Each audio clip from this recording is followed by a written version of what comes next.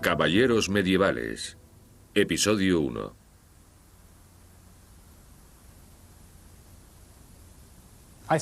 Creo que las armas y las armaduras son un tema tremendamente evocador y que funciona en la imaginación de las personas. La gente se ha sentido fascinada por este tema durante siglos. Supongo que nos sugiere la idea de una época pasada, llena de héroes. Uno se imagina a sí mismo en el pasado, viviendo las historias que hemos oído, o que nos han contado, o que hemos leído. Esta es la imagen clásica del caballero de la Edad Media. El guerrero valiente y romántico montado a lomos de un magnífico corcel y vestido de la cabeza a los pies con una resplandeciente armadura que combatía cara a cara en torneos, batallas y cruzadas. La era de los caballeros comenzó en realidad con las cotas de malla mucho antes de que se inventase la armadura de placas. Los caballeros libraban desesperadas batallas con armas simples: espadas, escudos, lanzas, flechas y mazas.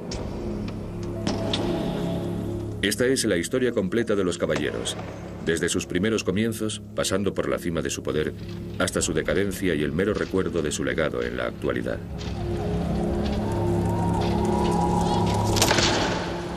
A medida que progresaba la carrera armamentística medieval y las armas se hacían más mortíferas, los caballeros y sus caballos necesitaban mayor protección tanto en las batallas como en los torneos. La historia de los caballeros es la historia de sus armaduras, desde la simple y funcional, siguiendo por todas las imitaciones ricas en ornamentos de cada moda, hasta las más futuristas y francamente fantásticas. La historia de un caballero es la historia de un hombre y su caballo.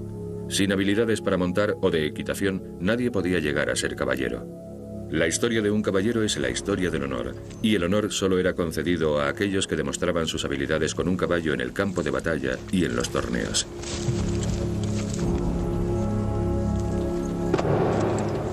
La historia del caballero es la historia de la heráldica. Cuanto más se tenían que proteger el caballero y su caballo, más se cubría el primero. Las habilidades de un caballero tenían que ser vistas y contadas. El reconocimiento en el campo de batalla promovió la creación de escudos de armas distintivos y surgió la heráldica, que continúa existiendo en nuestros días. Con el tiempo se introdujeron reglas de guerra sobre cómo debía comportarse un caballero en la batalla y cómo se debía tratar a los prisioneros. Durante el siglo XIII, el torneo se convirtió en un acontecimiento social. Ya no se permitía el uso de armas mortíferas. La Iglesia prohibió las batallas campales o tumultos y la justa, individual y más segura, los fue sustituyendo. Estas reglas inspiraron la idea de un código de comportamiento caballeresco. La caballería se vio reforzada por las historias del rey Arturo y los caballeros de la tabla redonda, el amor cortés y las hazañas heroicas del pasado.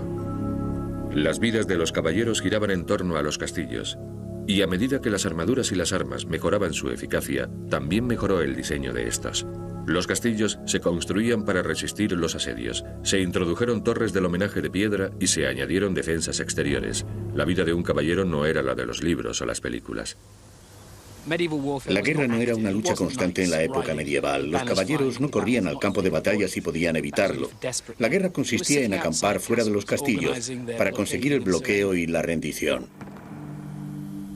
El sitio desempeñaba un papel fundamental en la estrategia militar.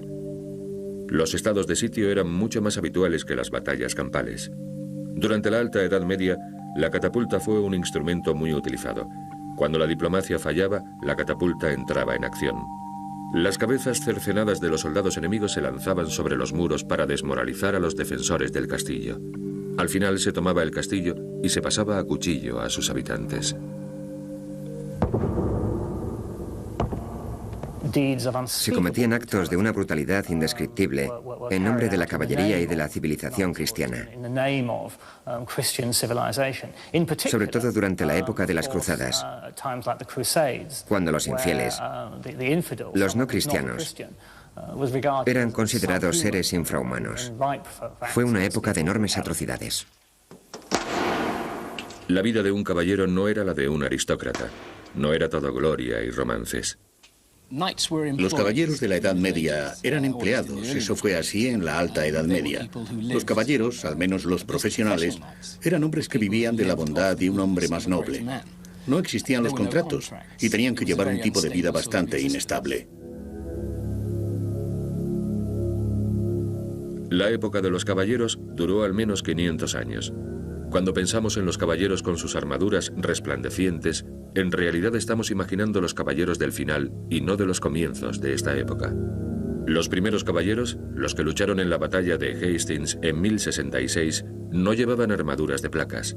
Vestían cotas de malla y un casco con una protección para la nariz y llevaban una espada y un escudo. En el siglo XIII la cota de malla cubría el cuerpo entero. La cabeza del caballero estaba completamente tapada por el yelmo. Las armas que llevaba eran una lanza y una espada. Hacia el siglo XIV se le añadió una visera al yelmo. Los caballeros todavía llevaban cota de malla, pero ya cubrían su cuerpo, brazos, piernas y pies con armadura de placas. 100 años más tarde, el caballero vestía armadura de placas de la cabeza a los pies. Ya no necesitaba escudo. Este era el caballero de armadura resplandeciente. El objetivo de la armadura es que el caballero sobreviva en la batalla. Ese es su propósito. Sirve para defenderse, para que en medio de la batalla el caballero se sienta más o menos protegido. A medida que mejoraban las armas y su eficacia, el caballero necesitaba mayor protección. La historia de los caballeros es la historia del desarrollo de las armaduras. Nuestra historia comienza con una extraordinaria obra de arte que todavía existe. El tapiz de Bayeux fue creado en el año 1070 y narra la victoria de William, duque de Normandía, sobre el rey Harold de Inglaterra en la batalla de Hastings, librada en 1066. Harold no tenía caballeros, sino un ejército de soldados vestidos con cotas de malla y armados con hachas y espadas. El ejército de William tenía arqueros, lanceros y soldados a caballo. La batalla fue uno de los grandes momentos decisivos de la historia de Inglaterra. Los historiadores dicen que fue también la prueba final de que los caballeros eran invencibles. Quizá no fuese así, pero aquello sirvió para que los caballeros de todas las comarcas se convenciesen de su poder. La verdad es que no sabemos dónde se libraron la mayoría de las batallas medievales, pero tenemos mucha suerte de conocer a través de la batalla de Hastings, que tuvo lugar en una ciudad que ahora se llama Battle, cómo era un campo de batalla medieval. Tenía el tamaño de varios campos de fútbol. En realidad eran bastante pequeños, bastante familiares. El alcance máximo de un arma era quizá unos 200 metros, que era lo que alcanzaban los arqueros. El ejército normando estaba compuesto de arqueros y caballería. Rápidamente avanzó a través de las marismas para caer sobre el ejército inglés de Harold, compuesto de soldados de a pie que formaban una línea sobre una colina protegida por los arbustos. La batalla duró desde el amanecer hasta la puesta del sol con asaltos y reagrupamientos a intervalos. En esta batalla en concreto se calcula que había unos 6.000 soldados en cada bando. Esa parece una cifra razonable y es una cifra muy pequeña si se tiene en cuenta que el destino de un reino dependía de esta acción particular. Los caballeros de William estaban entrenados para luchar contra otros soldados a caballo. Habían inventado una nueva táctica de guerra en el norte de Francia, la carga de la caballería pesada. Asegurados en los estribos y sentados en equilibrio sobre las monturas, se colocaban la lanza bajo el brazo y cargaban hacia el frente contra el enemigo.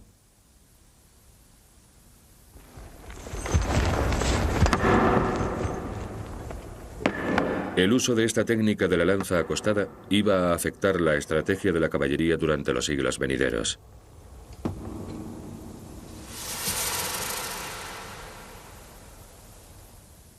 En Hastings, los soldados de infantería ingleses contuvieron los ataques de los normandos durante la mayor parte del día. Aunque los asaltos no tuvieron en principio gran efecto sobre los ingleses, que llevaban enormes hachas, el desgaste de las tropas inglesas hacia el final de la tarde les permitió a los normandos acabar con el enemigo, incluyendo al propio rey inglés. Sin duda la muerte de Harold era crucial para que William lograse la victoria. William tenía que romper la barrera inglesa que había aguantado en su posición todo el día, y cuando cayó su jefe no había razón para que los ingleses siguiesen luchando. El tapiz muestra la muerte de Harold. Se puede ver una persona con una flecha en el ojo y a su lado otra persona que se desploma tras ser herida por la espada de un caballero en la ingle. Se cree que ambos son el mismo hombre, que Harold fue primero herido y luego derribado. La batalla de Hastings fue crucial porque el rey murió y aquello permitió que William fuese coronado y se convirtiese en el gobernador legítimo. En realidad, la conquista de Inglaterra tardó 5 años más en completarse, pero sin aquella batalla decisiva todo habría sido muchísimo más difícil y quizá William no hubiese conseguido su objetivo.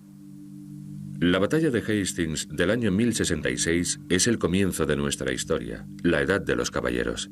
Cuando pensamos en los torneos, estamos pensando en la justa. 2 caballeros sobre sus caballos que embisten uno contra el otro, quebrando lanzas y que están separados por una barrera de seguridad. Se trata de un acontecimiento deportivo, una batalla amistosa, pero sus orígenes fueron muy distintos. En los siglos XI y XII, los torneos eran verdaderos entrenamientos de guerra para los caballeros, con armas reales y ninguna medida de seguridad. Los recintos de los torneos eran kilómetros de campo abierto y a menudo luchaban una aldea contra otra. Había heridos y muertos. Allí se ganaban y se perdían vidas, reputaciones, honores y fortunas. El torneo fue en sus orígenes un entrenamiento para la guerra. No se trataba de simples ejercicios de guerra, sino de luchas reales en las que entraban en juego las habilidades y las técnicas que se necesitaban para la auténtica guerra. Los primeros torneos eran batallas campales donde no había reglas. Un grupo de caballeros podía atacar a un jinete solo o a oponente sin caballo. La conducta caballeresca importaba menos que ganar. Perder no solo podía costarle la reputación, sino también un cuantioso rescate, los caballos y la vida. Aquello era algo que sin duda preocupaba cada vez más a los príncipes y reyes, que no querían perder a sus hombres ni a sus caballos en aquellos simulacros de batalla, cuando los iban a necesitar en los verdaderos conflictos.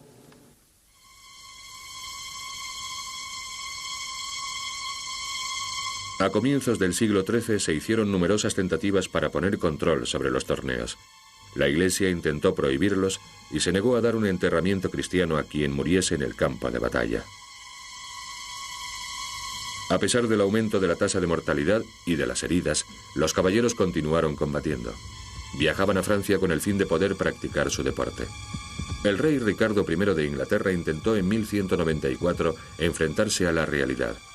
Necesitaba conseguir dinero para financiar sus campañas militares, de forma que introdujo un sistema de licencias. Los torneos tenían que celebrarse en determinados momentos y solo en determinados lugares. Concedió licencias para 5 emplazamientos en Inglaterra. Los caballeros debían pagar una cantidad para participar y se prohibió la participación de los caballeros extranjeros.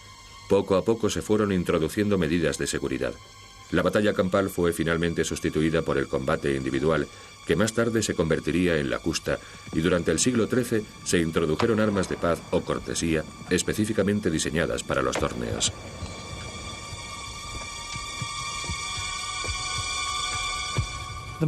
El margen entre la violencia real y los simulacros de violencia era muy estrecho en esta época. Era el resultado de las medidas tomadas por reyes y príncipes para hacer que los torneos fuesen menos mortíferos. En las primeras décadas del siglo XIII se dictan reglamentos sobre los emplazamientos de los torneos, sobre cuántos emplazamientos podía haber en Inglaterra, reglamentos sobre el tipo de armas que se podían utilizar. Se introducen armas sin filo, espadas sin filo, hechas de hueso de ballena y no de metal, lanzas con remates sin filo o dientes en vez de puntas afiladas. Así que, a lo largo del siglo XIII, se aprecia una tendencia a hacer que los torneos resulten menos mortíferos. A medida que los torneos se fueron haciendo más seguros, fueron cambiando y se convirtieron en un deporte para el espectador, además de ser un ejercicio militar. Durante los siglos XIII y XIV se introdujo una armadura especial con armas defensivas. Se colocaron ristres en la coraza para sujetar la lanza y absorber el impacto del retroceso, y se le añadieron a la lanza 3 dientes que evitaban que el arma atravesase la visera y que desviaban la fuerza del envite. A mediados del siglo XV se comenzaron a usar barreras. El combate con barrera no sustituyó al torneo en campo abierto. Este simplemente siguió existiendo como otra modalidad de competición. Al principio, la barrera era una cuerda de la que pendía una tela, pero pronto quedó demostrado que aquello no era lo más adecuado. pues los contendientes podían colisionar. Alrededor de 1430 se introdujo la empalizada de madera, una barrera con cerca de 2 metros de alto. Esta barrera hacía las justas mucho más seguras. La lanza se tenía que sostener en cierto ángulo, con lo cual era más fácil derribar que lastimar al contrincante. Aún así, el blanco de los caballeros seguía siendo el escudo, la cabeza o la garganta.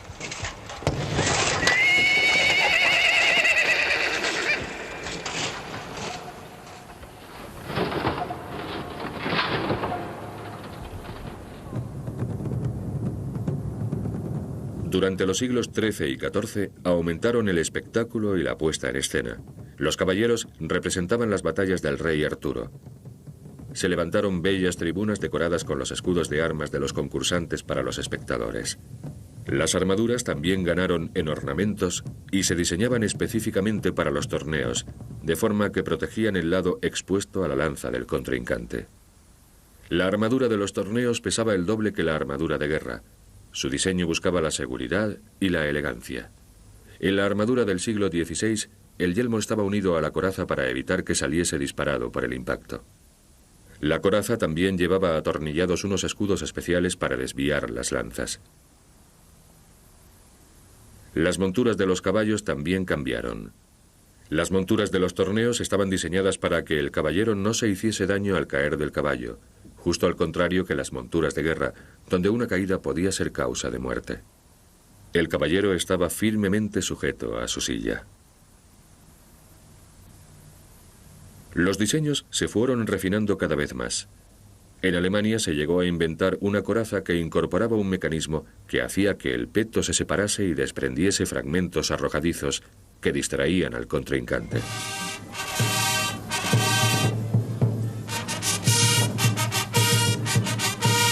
Con el paso del tiempo, los torneos se convirtieron en prestigiosos acontecimientos sociales a los que acudían las multitudes. Se anunciaban con 3 semanas de antelación y los organizaban los heraldos. Además de espectadores, nobles, caballeros y escuderos, atraían también a grupos de músicos, artistas y trovadores ambulantes que se ganaban así un sueldo. Los trovadores desempeñaron un papel muy importante en los torneos desde la primera época, los siglos XI y XII, hasta el final de la Edad Media. De hecho, en esta época los trovadores hacían las veces de heraldos y asumían responsabilidades en los torneos. Una de las cosas que podían hacer los trovadores era animar a su señor. Aquello era parte esencial de su trabajo. Quizá hubiesen cantado antes alguna canción, pero cuando llegaba la hora del torneo, su trabajo consistía en gritar ¡ánimo!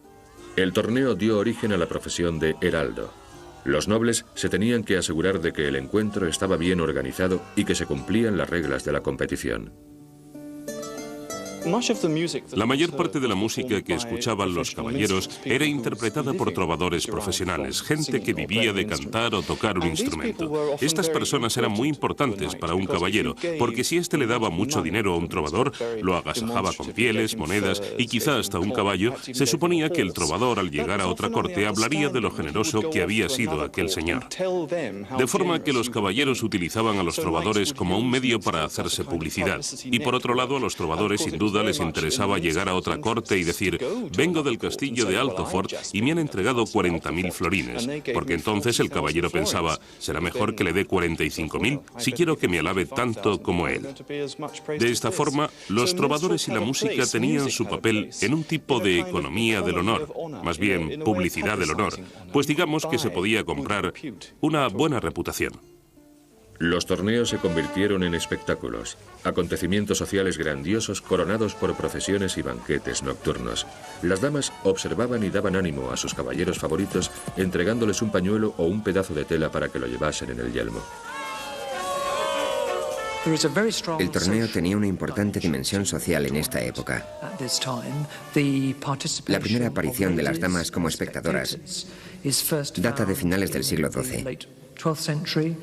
Ellas alientan a los caballeros y estos dan muestras de su destreza frente a las damas, a menudo a cambio de premios o favores que le entregan estas. Así que hay un elemento social muy importante. Los heraldos, engalanados con finos trajes, supervisaban el acontecimiento. Ellos hacían el registro de los contrincantes y de sus emblemas. Empezaron a establecer reglas sobre cómo deberían llevarse este tipo de insignias. Reglas, por ejemplo, sobre cómo se podían llevar en el escudo o sobre la armadura. Se convirtieron en expertos en escudos de armas y en lo que hoy entendemos por heráldica. Un caballero tardaba alrededor de 1 hora en vestirse y vestir a su caballo con la armadura.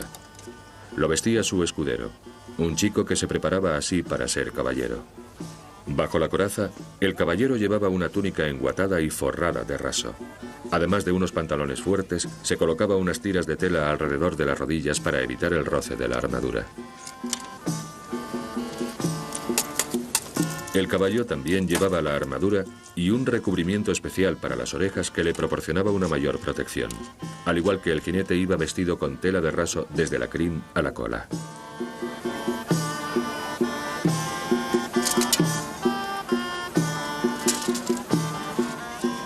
El escudero vestía a su señor de abajo arriba y el toque final, una vez que el caballero estaba en el caballo, eran los guanteletes. A finales de la Edad Media, muchos aspectos del entrenamiento de un caballero se transformaron en modalidades deportivas de los torneos que se practicaron hasta el mismo siglo XVIII. La caza de las anillas era un concurso que consistía en que el caballero tenía que coger al galope una anilla suspendida en el aire con el extremo de su lanza.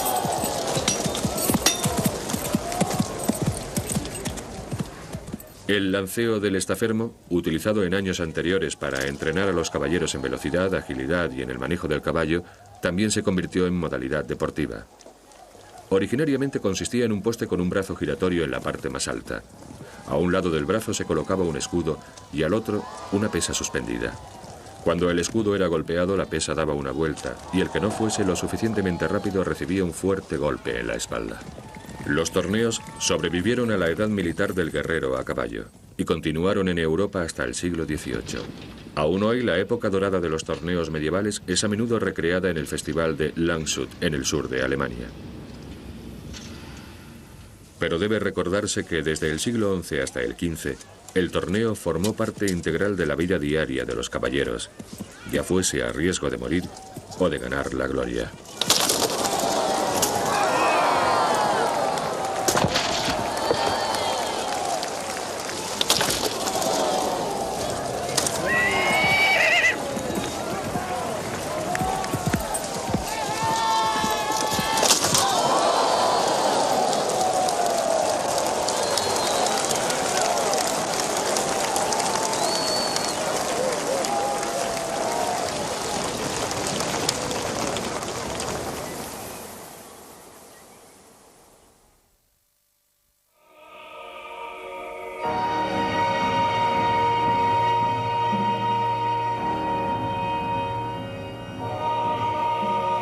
Cuando pensamos en los caballeros, pensamos siempre en castillos.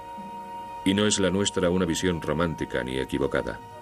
Como en la mejor historia de aventuras, los castillos eran vitales para un caballero. Su vida giraba en torno al castillo y a la relación con su señor. Los caballeros eran contratados por los señores para protegerse y proteger sus castillos. Sin señor que lo contratase, el caballero no tenía trabajo.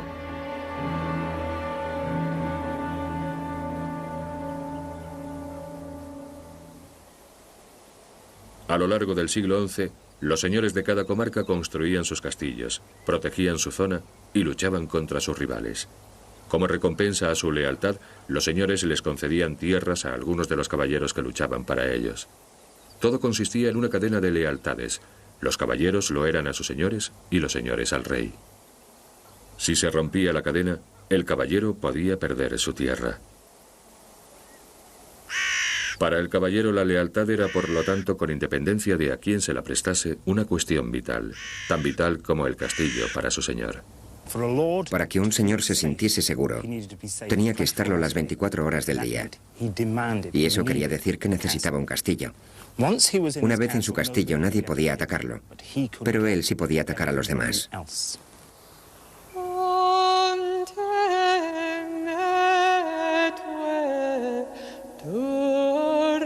Señores, ya veis lo que vale la vida en la tierra. Al morir uno, no es más que un puñado de tierra. Contemplad los restos del mejor caballero que ha vivido jamás.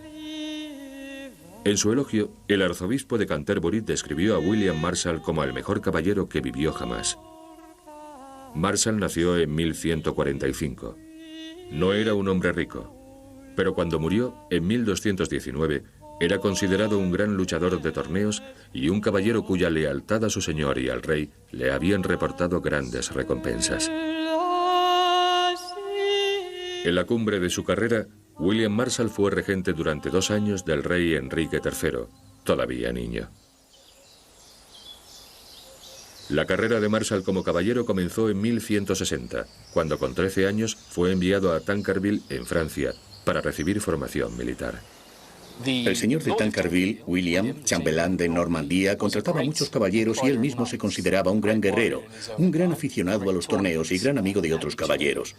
Aquella era la mejor educación que podía recibir William Marshall si quería ser soldado. Y como al parecer eso era lo que quería su padre, lo envió a Tancarville. La instrucción militar de los caballeros consistía en aprender a combatir, aprender la técnica de enarbolar la lanza, manejar la espada y el arte de la equitación, la capacidad de controlar el caballo. La instrucción militar era bastante sencilla. No se trataba del entrenamiento de un atleta. En realidad aquello no era su profesión. Lo que se buscaba era la destreza. La destreza para blandir la espada y manejar la lanza. Y lo más importante de todo, la equitación. La habilidad para controlar al caballo, que es lo más difícil. Y al mismo tiempo, lo que más necesitaban los caballeros para defenderse sobre el caballo en la batalla. Entre el ruido, los gritos, el sonido de las armas, las flechas lloviendo a su alrededor. En esos momentos era necesario saber manejar al caballo y ese caballo tenía que ser muy especial. Aprendían a montar de muy jóvenes, casi tan pronto como empezaban a andar, y recibían la formación como escuderos. Cuando servían como escuderos aprendían a montar y a gobernar el caballo en medio de la batalla. Supongo que esta técnica particular se ha mantenido y hoy la vemos en los adiestramientos modernos, en la forma de mover el caballo de lado y hacia atrás. Todos los pasos proceden de las técnicas de guerra para gobernar al animal. La equitación dio origen al nacimiento del código de conducta que hoy conocemos como Código Caballeresco.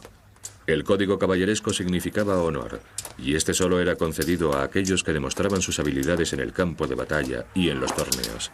William Marshall fue despedido muy pronto en su carrera. Comenzó su carrera como caballero en 1166 y lo contrataron en 1168. Más tarde correría a ponerse a salvo al otro lado del canal, donde encontró a un tío que lo empleó, el cual se apresuró a llegar a Poitou, donde lo mataron. Así que de nuevo estaba en la calle, un caballero desempleado, estaba en una situación desesperada, al menos que fuese un hombre capaz de demostrar sus habilidades, por lo cual eran tan importantes los torneos.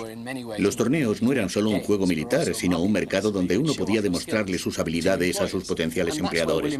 Y fue en ellos donde William Marshall se ganó su reputación. Los normandos introdujeron el código caballeresco y el título de ser en Inglaterra. También iniciaron uno de los programas de edificación de castillos más extenso de Gran Bretaña.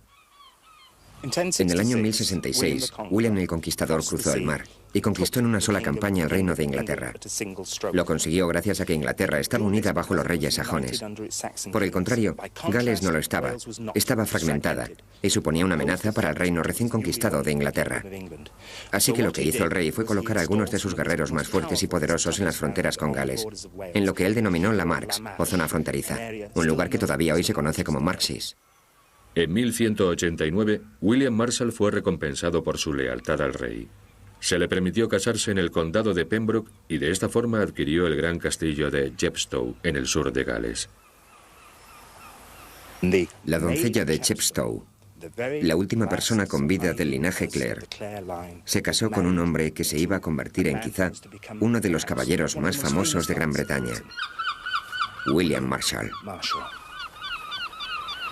El castillo de Chepstow, en la frontera de Gales con Inglaterra, es uno de los castillos británicos más típicos.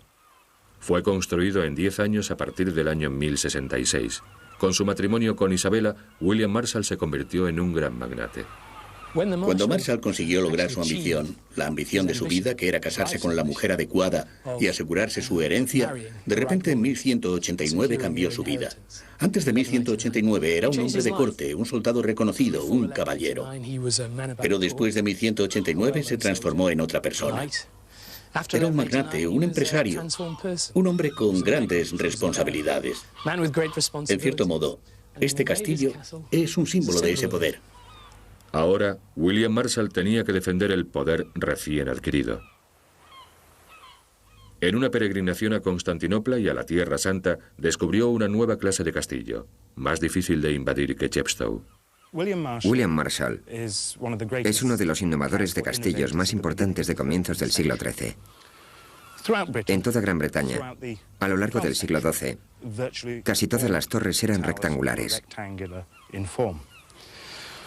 Las torres rectangulares son débiles porque las esquinas son un punto débil. Eran el blanco de los atacantes. Además, las esquinas suelen dar poco margen de actuación para disparar. William Marshall visitó la Tierra Santa y vio otras formas de construir un castillo. La torre circular ofrecía un ángulo de tiro de 360 grados y protegía la entrada del muro con el que Marshall había rodeado el salón principal.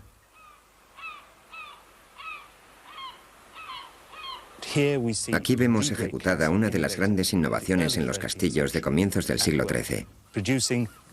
Una obra que conservamos como una joya de la evolución de los castillos. En el corazón de todo castillo está el gran salón, la sede del poder del señor.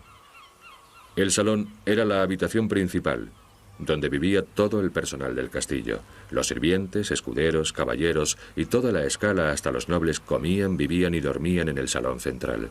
Ahora nos encontramos en el salón de William Marshall. Lo que se ve aquí es lo que se puede ver en la mayoría de castillos de Gran Bretaña. Una construcción de piedra desnuda y gris. Esta sala pudo haber perdido el techo en el siglo XVII. Y nos encontramos en el siglo XX. Han pasado 300 años. Y ahora, lo que me gustaría proponerles es que se fuesen a su casa, le quitasen el tejado y la dejasen así durante 300 años. Entonces la gente visitaría su casa y diría, debe haber sido horrible vivir aquí.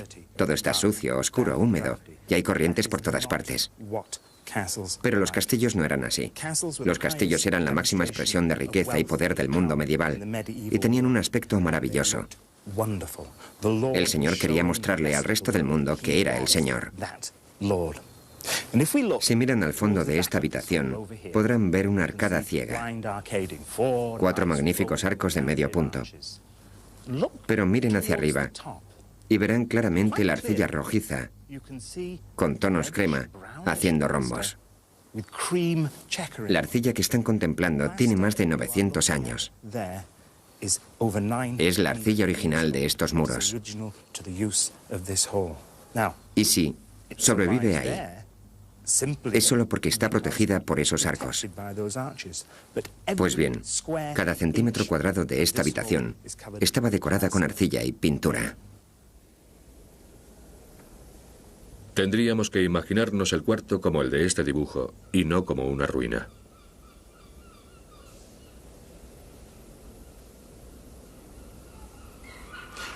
Bien, bajando por este valle se llega a la abadía de Tintern, que está a solo unos pocos kilómetros.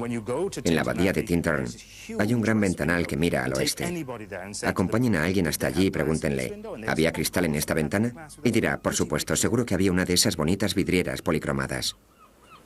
Luego tráiganlo de vuelta al castillo y pregúntenle, ¿y este castillo tenía vidrieras en las ventanas? Y la persona dirá, no. En aquella época no existía el cristal. Evidentemente, si había vidrieras en las ventanas de las iglesias, podía verlas en las ventanas de los castillos. Y en efecto, a finales del siglo XIII, todos los castillos tenían vidrieras en las ventanas y todos los muros estaban revocados y pintados. Pero, ¿qué nos queda en la actualidad? Solo nos quedan unas cuantas piezas de un rompecabezas. El salón era toda una institución social para la aristocracia medieval. Y no era solo un lugar para celebrar festejos y beber, todo lo contrario. Era un lugar para subir en la escala social, un lugar para la conspiración. A lo largo de la carrera de Marshall, siempre hubo conspiraciones contra él. Todo se reducía a una gran representación sobre las capacidades personales. Cada cual representaba su papel. Me atrevería a decir que la vida de un caballero medieval era muy estresante, más incluso que la de otras personas, y quizá más que la de los empresarios de ahora, porque tenían que estar demostrando quién eran todo el día. William Marshall pasó de no ser nadie a ser regente de Inglaterra. El castillo fue la clave.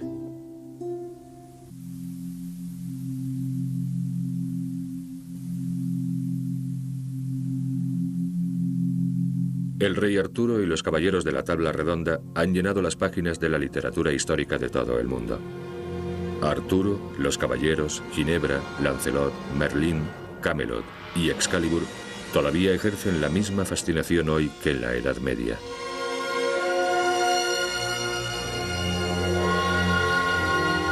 En el siglo XII la cultura de Arturo era una constante en el mundo de los caballeros. Los trovadores contaban historias del rey Arturo. El rey y sus caballeros eran el modelo ideal, un modelo de conducta que todos los caballeros y soberanos debían imitar. Se celebraban torneos que representaban las batallas de los caballeros del rey Arturo, torneos que se conocían con el nombre de tablas redondas. Las historias del rey Arturo condujeron a la formación de una de las órdenes militares más importantes del mundo, la Orden de la Jarretera. La influencia del rey Arturo proporcionó un modelo de comportamiento, un código de conducta que todavía hoy se conserva. Era la corte ideal. La importancia de Arturo y de Camelot es que eran el ideal de corte. Toda la civilización medieval se basa en imitar los modelos de excelencia de un pasado distante. El cristianismo, por ejemplo, proporciona modelos de excelencia del pasado bíblico y del Antiguo Testamento, y Arturo proporciona los modelos de excelencia del pasado caballeresco. Y toda la sociedad caballeresca es profundamente nostálgica. En tiempos fue mejor, luego se derrumbó, así que vamos a mejorarla. Y Arturo siempre permaneció presente como el modelo de lo que había sido la primera infancia y la flor de la juventud de la caballería.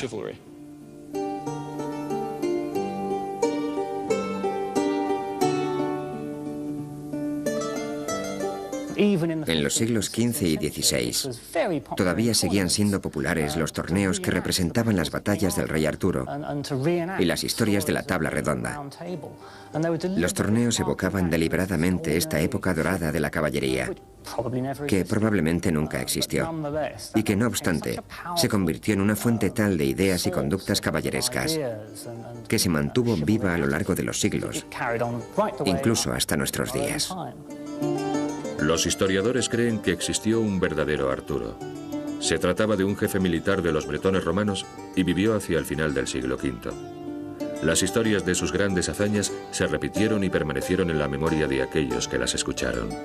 En ningún lugar se menciona la existencia de una verdadera Ginebra y no hay pruebas de que el Arturo histórico tuviese nada que ver con unos caballeros o con tablas redondas. Estas relaciones son fragmentos de la historia que se fueron añadiendo a lo largo de los siglos. Pero estas historias proporcionaban un modelo ideal. Los caballeros de la Tabla Redonda eran caballeros que habían alcanzado la perfección en el código caballeresco. La Tabla Redonda, alrededor de la que se sentaban, implicaba que no había favoritismos. Esta idea de igualdad ante un soberano cautivó la imaginación de Eduardo I y de su nieto Eduardo III.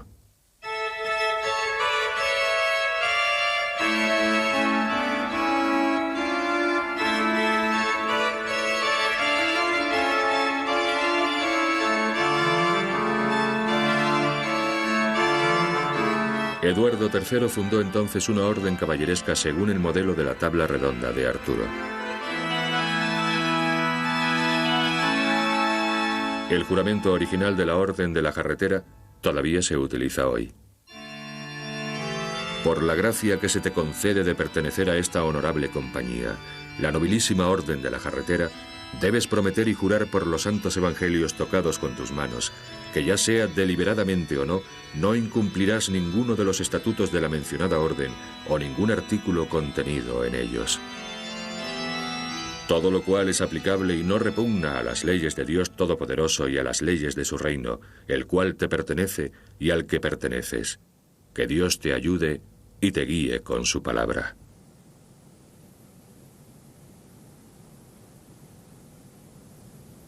La Orden de la Jarretera fue fundada por Eduardo III para celebrar su victoria sobre los franceses en la batalla de Crécy en 1346.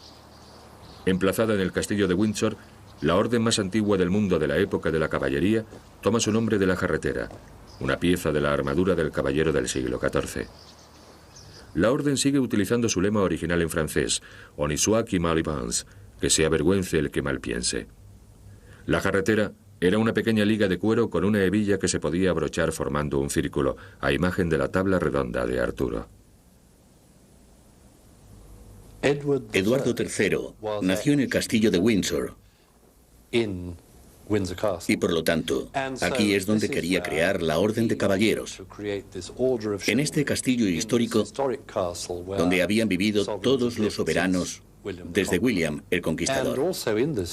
En la casa también se encuentra el famoso panel de la Orden, con todos los escudos de armas, sin excepción, de todos los caballeros desde 1348. El primero fue el Príncipe Negro, el primer caballero de la Orden nombrado por su padre, Eduardo III.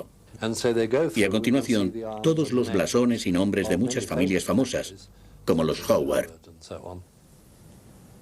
Desde su formación en el siglo XIV, la Orden de la Jarretera ha escrito sus propias crónicas. Las historias más antiguas están contenidas en estos tres libros, el libro negro, el azul y el rojo, como son conocidos. Entre los tres recogen la historia de la Orden desde 1348 hasta 1640. Aquí vemos al rey Enrique VIII en una ocasión solemne en la sala del trono de la Orden, rodeado por 25 caballeros de la Orden de la Jarretera de la época.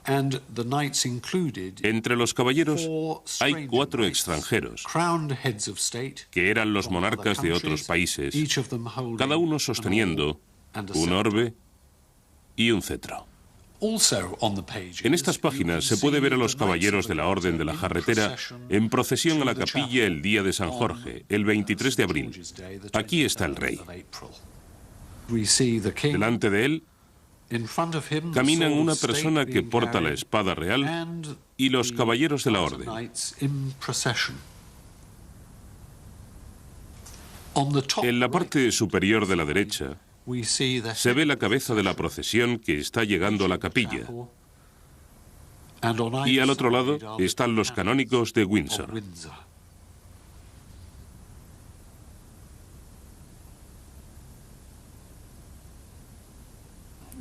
La orden fue fundada en 1348. La componían el rey Eduardo III, el príncipe negro y 24 caballeros que eran súbditos. Se dice que posiblemente se sentaban en la antigua capilla de San Jorge formando 2 bandos, como en un torneo, con el rey como capitán de uno y el príncipe de Gales como capitán del otro. Muchos de ellos eran jóvenes. Unos eran amigos del rey y otros amigos del príncipe negro. Algunos de estos amigos rondaban los 20 años. Y resulta irónico que actualmente se cree que la edad media, según leí en un periódico hace unas semanas, era de 77 años. Nada que ver con el espíritu joven de estos caballeros de la Edad Media. Los estandartes y distintivos de cada caballero de la Jarretera pendían en la capilla de San Jorge, en el castillo de Windsor. Los estandartes se introdujeron a mediados del siglo XV.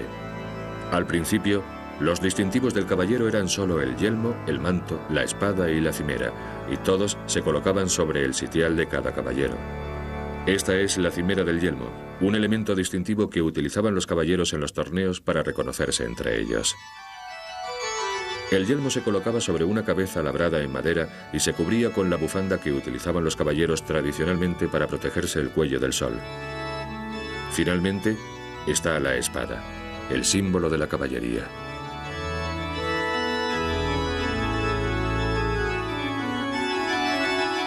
En el respaldo de los sitiales se colocaba una placa esmaltada con el escudo de armas de los caballeros de la Orden de la Jarretera. A lo largo de los siglos, los diseños de estas placas fueron cambiando. El más antiguo que hay en la capilla es de 1368 y perteneció a Ralph Lord Bassett de Drayton. Además, hay otras placas del siglo XV con diseños en relieve.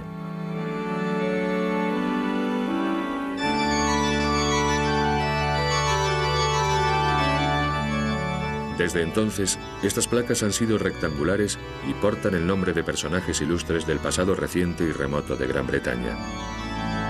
Debido a las conexiones históricas con Francia, los nombres de los caballeros tenían que escribirse en francés, la lengua de la corte medieval inglesa.